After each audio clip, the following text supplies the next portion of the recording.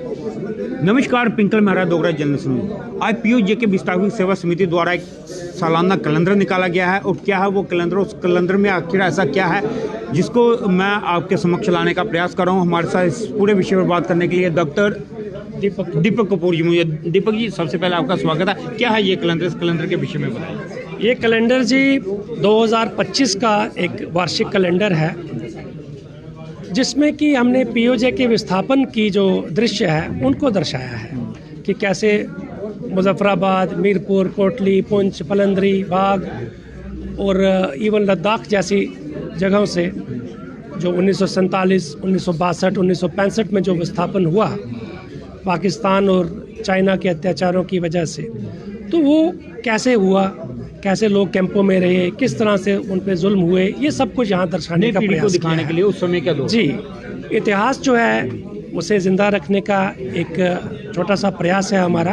ताकि आने वाली पीढ़ी को भी इसके बारे में पूरा ज्ञान रहे और ये एक ज़िंदा रहना चाहिए ये इशू, ताकि अल्टीमेट एम हमारा यही है कि ये अपना इलाका हमें वापस चाहिए। सर, हाल ही के दिनों में रक्षा मंत्री राजनाथ सिंह का जम्मू कश्मीर का एक दौरा हुआ था। उस दौरे में भी उन्होंने पीयूष को कुछ कहा, जो बात कही है, क्या आपको लगता है कि उसमें कितना दम है? हम पूरी तरह से सहमत हैं और पूरा यकीन रखते हैं कि जो राजनाथ सिंह जी ने अभी हाल ही में 2 दिन पहले अखनूर में कहा है और पहले भी अलग अलग जगह पे इस तरह की बात केंद्र से होती रही है, ये अवश्य पूरा होगा और शीघ्र ही पूरा होगा।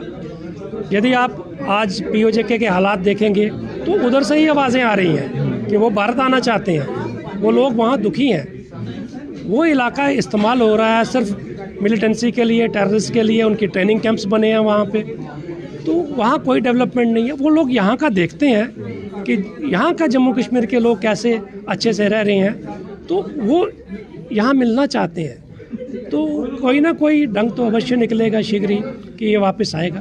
केंद्र सरकार का कहना है कि पीओजे के जो पाकिस्तान के कब्जे में है, वहाँ पे जिस हिसाब की परिस्थितियाँ, वहाँ के लोग खुद ही आवाज़ खड़ी करके कहेंगे हमने भारत के साथ वापस जुड़ना है, तो हम उसका स्वागत करेंगे क्योंकि हमारा हिस्सा हमारे साथ जुड़ेगा।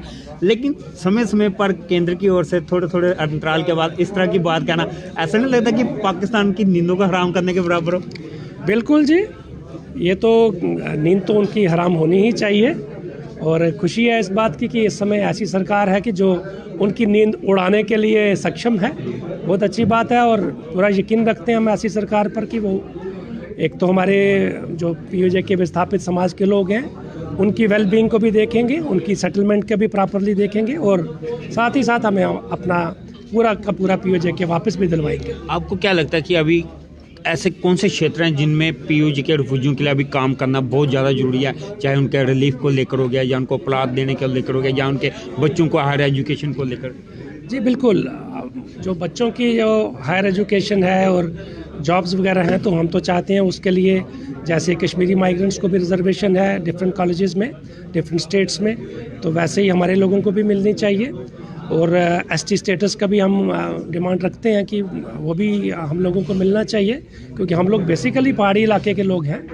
तो उसके अलावा ये जो एक्सग्रेशिया रिलीफ है इसमें काफ़ी सारे परिवार रहते थे, 5.5 लाख रुपया अभी मिला। ऑफ कोर्स हम चाहते हैं कि अमाउंट भी बढ़े क्योंकि ये पर्याप्त नहीं है आज की डेट में, परंतु अभी जो मिला करीब 21,000 परिवारों को मिल चुका है और 5,500 परिवार बकाया हैं, उनको भी मिल जाए।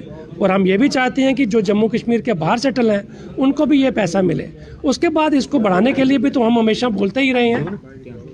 आपको नहीं लगता कि हालांकि ये विषय काफ़ी लंबा हो गया, 50-60 साल हो गया, इतना समय केंद्र सरकार को लग गया इन लोगों की सुध लेने में, लेकिन इसमें कहीं ना कहीं कमी ये भी रही कि जो विस्थापित लोग हैं ये पॉलिटिकली इम्पावर नहीं थे। हालांकि अभी का छोटा सा प्रयास हुआ है, जो 5 सीटें रिजर्व की उनमें से मात्र 1 पीओजे के रिफ्यूजियों के लिए रखी है। जी बिल्कुल, देखिए ऐसा था कि पीओजे के विस्थापित समाज के लोग जो थे अलग अलग हिस्सों में बटे हुए थे, अलग अलग बिरादरियाँ अपने अपने लेवल पे काम कर रही थी, तो इसलिए कॉमन एक आवाज़ नहीं निकलती थी।